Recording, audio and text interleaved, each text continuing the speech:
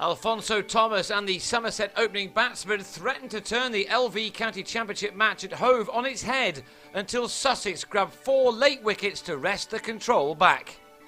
They resumed on the third morning on 186 for 2, already leading by 273 runs, and it appeared that Chris Nash and Murray Goodwin would continue building on their 139-run partnership for the third wicket, and then go on to bat Somerset right out of this contest. Nash already had 3 figures under his belt, while Goodwin was looking to sign off from Sussex with another ton of his own. He later was to add that he still has something to offer at county cricket, which I'm sure will prick up the ears of many a club. 44 more runs were added by this pair to take the total to 230 and the lead to 317, but then Nash on 126 got a feather off Thomas behind to end the partnership on 183. Matt Pryor was then easily run out after a mix-up in the calling with Goodwin, and the England man departed for 10. Goodwin's Sussex career then ended on 14,573 first-class runs, made an average of 49.23. He was unable to get to his 49th 100, as on 77 he nicked Thomas behind. Thomas was then given the second new ball and trapped Ben Brown in front, before he claimed his 4th wicket in the space of 28 deliveries, in which he conceded only 7 runs, as Michael Yardie somehow dragged a pull back onto his stumps. With the wicket of Luke Wells the previous day, that gave Thomas a fifer, but it was Abdur Rahman who struck next by having Steve McGoffin LBW. From 230 for 2, Sussex had now slipped to 270 for 8, but James Anyon and Lewis Hatchett did enough to take the total beyond 300. The home side would have now been looking to take the lead into the 400s. They didn't do that because Steve Kirby had Anyon taken down the leg side by Steve Snell, and Abdur Rahman had an advancing Monty Panesar leg before, as Sussex were all out for 308, Thomas ending with figures of 5 for 68. So Somerset were left to get 396 for an improbable win, although the way Marcus Trescothick started, it was clear that he hadn't given up hope of a memorable victory just yet.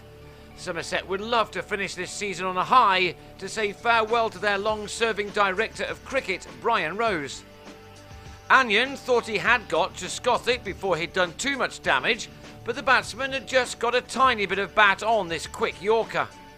Trescothick's opening partner, Arul Sapaya, also started brightly. This pull off Panesar went all the way for 6. Sapaya was put down at slip after he left his periscope up, which was hit by a McGoffin bumper. But other than that, this pair batted with few alarms, and as the partnership built, then so did the confidence. If they could now just see out the final hour unscathed, then perhaps, just perhaps, that 396 was not as difficult as it seemed at the outset. Maybe not on a surface like this one, but Somerset have chased down such totals with ease in recent seasons. There was certainly hope as Sapaya completed his 50 just after the 100 had been reached by these two. Sapaya had needed 109 balls for his half-century. They had included 5 fours and a 6. Trescothick also reached the milestone a couple of overs later. His had occupied 90 deliveries, 7 of which he'd hit to the fence for 4. There were 13 overs now left in the day, and Sussex may have just been getting a little worried. Although any chances of silverware has gone for these teams, there was still the chance of increasing the prize money by finishing as high up the table as possible. Sapaya and Trescothick now took the total to 147 and the runs required down to 249. But any hopes they may have had were just about dashed right at the end of the day.